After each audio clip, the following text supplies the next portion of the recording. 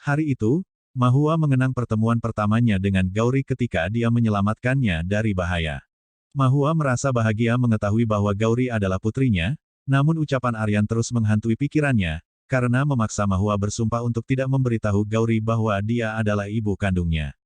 Mahua yang sedih berkata pada dirinya, "Bahkan setelah Aryan bertemu denganku, kau malah memintaku untuk menjauh darimu dan putriku. Aku adalah ibu Gauri, namun kau malah melarangku bertemu dengannya." Di tempat lain, Aryan sedang memandang foto Mahua dan mengatakan hal sama. "Aku merasa bahagia mengetahui bahwa kau masih hidup, tapi yang menyedihkan adalah kau tidak mengingatku selama 5 tahun terakhir, bahkan tidak mencoba untuk mencari tahu keberadaanku. Aku juga sedih karena sampai hari ini, kau masih menempatkan anak orang lain di atas kepentingan putrimu sendiri." Aryan menyimpan foto Mahua di dalam lemari dan berkata, "Sekarang tidak ada tempat lagi untukmu di dalam kehidupanku ataupun Gauri, bahkan di dalam hatiku." Durga memegang bahunya dan bertanya, "Kenapa kau sangat mengkhawatirkan Gauri? Kau tidak boleh cemas karena masalah itu akan selesai, dan jangan lupa bahwa hari ini ada puja perdamaian. Apakah kau mengingatnya? Setiap tahun puja ini diselenggarakan untuk ketenangan jiwa Mahua, dan aku masih tidak percaya bahwa Mahua telah meninggalkan kita selama 5 tahun." Aryan ingin berbicara sesuatu, namun dia menghentikan sehingga membuat Durga curiga dan bertanya, "Apakah kau ingin mengatakan sesuatu?" Aryan terdiam dan berkata dalam hatinya, "Apakah aku harus mengatakan ini pada Amaji?" Di satu sisi Mahua berpikir, "Aku harus bertemu Gauri tapi aku ragu, karena Aryan belum siap untuk mendengarkanku." Sedangkan Aryan berniat untuk memberitahu kebenaran pada Durga, tentang Mahua yang masih hidup. Keesokan harinya, Mahua sudah berada di kamar Gauri dan sedang menyuapi makanan padanya. Mahua melihat obat di atas meja dan mempertanyakan kenapa tidak meminum obatnya. Gauri pun setuju minum obat berkat dirinya. Mahua merasa bahagia bisa merawat putrinya dan membelai Gauri dengan penuh kasih sayang. Dia bercanda dan menggoda Gauri, sampai akhirnya Gauri mengajak Mahua untuk memperkenalkan pada keluarganya. Mahua mengingat kilas balik di saat Aryan memperingatkan untuk menjauh darinya dan Gauri, sehingga dia pun beralasan pada Gauri dengan mengatakan, "Aku tidak bisa bertemu mereka, itulah kenapa kita harus bermain petak umpet. Jika aku bertemu mereka maka aku akan keluar dari permainan." Dengan polosnya Gauri percaya dan berkata, "Kalau begitu aku harus sembunyikan dirimu agar kau menang."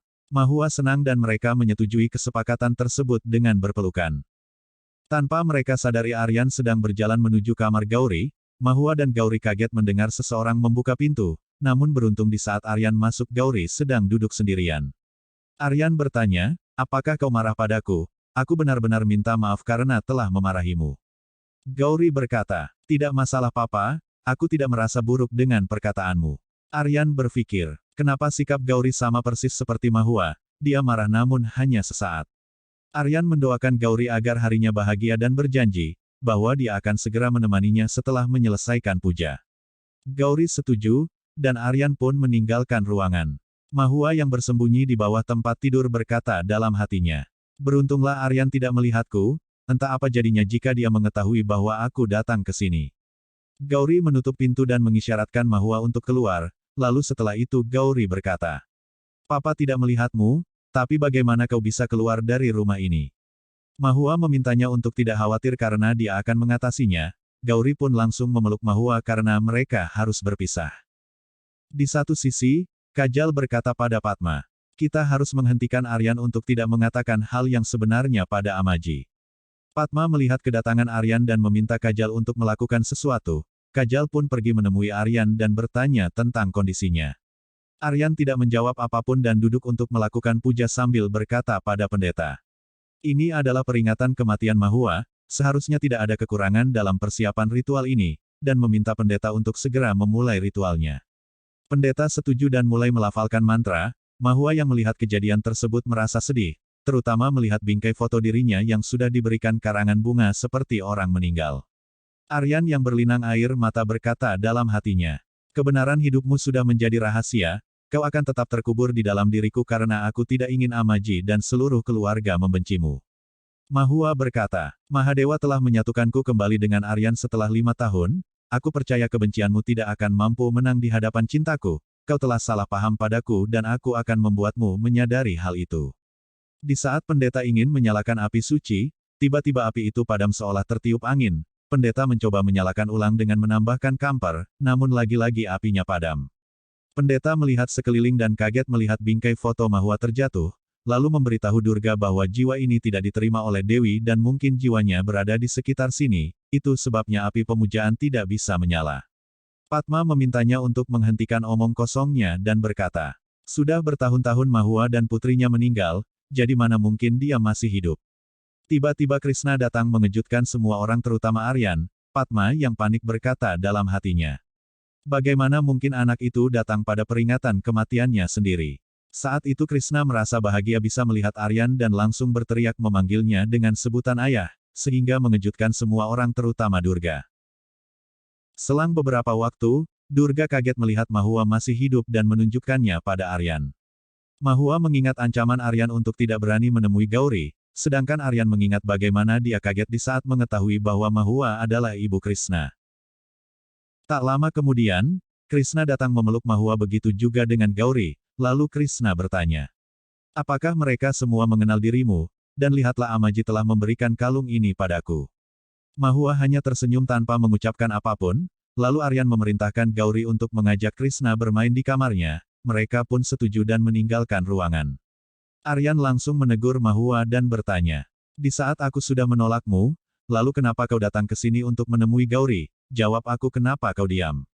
Durga kaget melihat sikap Aryan yang begitu kasar terhadap Mahua, dan mempertanyakan apa yang terjadi.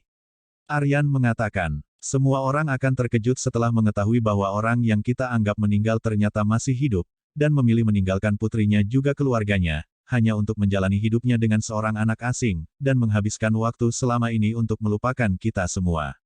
Mahua ingin menjelaskan sesuatu tapi Aryan mengatakan, aku tidak ingin mendengar sepatah kata pun alasanmu karena aku tidak tertarik, lebih baik kau keluar dari sini dan jangan menunjukkan dirimu di depan mataku lagi. Mahua menemui Durga dan berkata, aku datang ke sini setiap hari selama bertahun-tahun tapi aku tidak pernah menemukan kalian, dan aku juga hidup dalam kesedihan Amaji. Durga berkata, aku telah hidup dalam kesedihan selama 5 tahun dan menganggapmu tidak beruntung karena tidak bisa melihat kebahagiaan putrimu. Namun hari ini di saat aku melihatmu, darahku mendidih karena ternyata kau tega meninggalkan bayi perempuanmu menangis. Kenapa kau memilih anak asing dibandingkan Gauri? Ungkap Durga. Mahua berusaha mengatakan sesuatu bahwa dia berbicara kebenaran, tapi Durga berkata, satu-satunya kebenaran adalah kau tidak layak disebut ibu Gauri.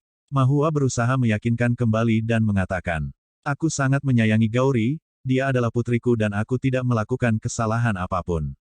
Lalu Mahua menceritakan sebuah kisah tentang Sri Krishna, yang diberikan kepada Yasoda begitu saja dan berkata, kehidupanku juga harus mengalami seperti itu karena aku hanya bisa melahirkan, tapi tidak bisa membesarkan putriku sendiri.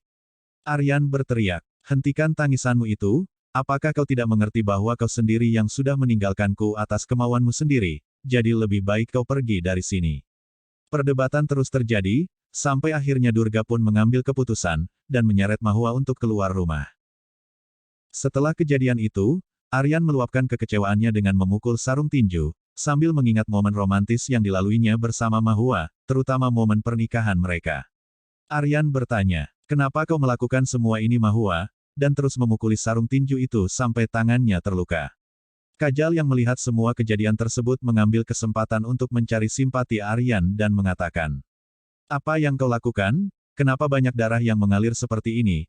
Aku bisa mengerti bahwa kau sangat mencintai Mahua, tapi dia juga yang telah memberimu rasa sakit. Kajal merobek sarinya dan mencoba untuk membalut luka Aryan, namun Aryan memperingatkan untuk tidak berani mendekatinya, dan pergi meninggalkan ruangan.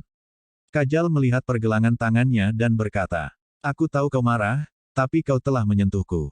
Hari ini aku telah menangkapmu dalam kemarahan, dan besok aku yakin kau akan memelukku dengan penuh cinta.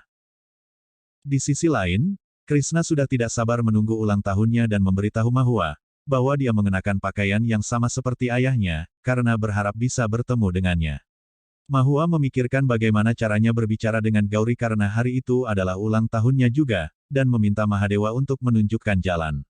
Mahua menyalakan lilin dan membuat Krishna meniupnya, lalu mereka memotong kue bersama, dan momen itu terasa indah meskipun sederhana.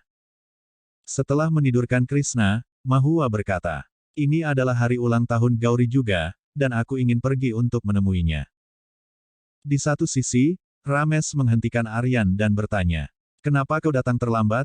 Ini sudah pukul 12 lebih 30 menit. Aryan beralasan bahwa dia kesulitan untuk menemukan kue dan baju ulang tahun kesukaan Gauri, lalu mereka pun bergegas ke kamar untuk mengucapkan ulang tahun, namun yang mengejutkan ternyata Gauri tidak berada di tempat tidur. Rames dan Aryan berteriak memanggil Gauri sambil mencarinya di setiap sudut kamar, tapi mereka tidak menemukan keberadaannya. Rames mencoba memprovokasi Aryan dengan mengatakan, "Kemana Gauri pergi pada tengah malam seperti ini? Apakah mungkin Mahua menculiknya?" Aryan pun terdiam dan mulai memikirkan tentang ucapannya.